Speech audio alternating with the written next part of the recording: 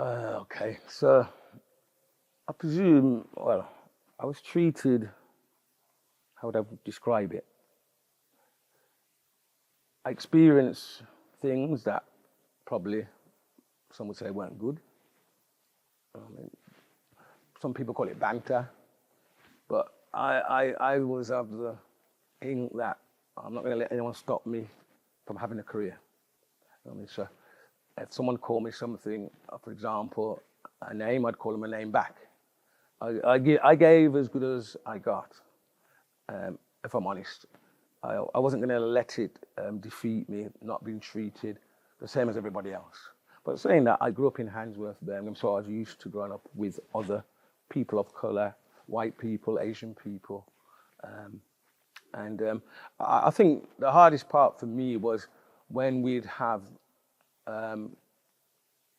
our annual assessments. That was me the hardest part, because you have your annual assessment and then you're just a young lad, and you know what I mean, your superior do your annual assessment and they do a report on you, but he wouldn't show you that report. You couldn't see that report. So you don't know what's been written about you.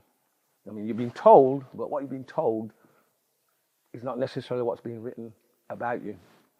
And I was proved right some years later when 10 years later, 15 years later, they had Freedom of Information Act and they had to give us that information. And you could see all the stuff that was detected, what do you call it, was blacked out.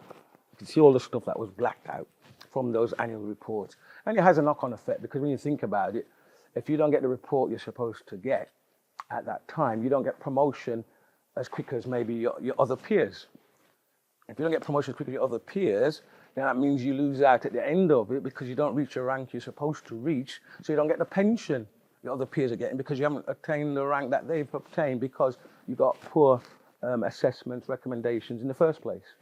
So I found that very, well, I've come to terms with it now, he says.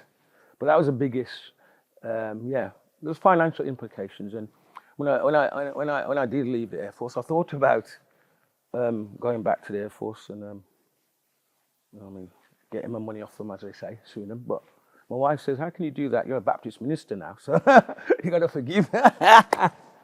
So I just left it at that. Yeah. But to me, that was the biggest for me. I think I suffered financially because being a person of colour, I was treated differently. I can give various examples. I mean, my peers took 4 or 5 years to get to corporal. I took 6 or 7 years. I can give various examples, but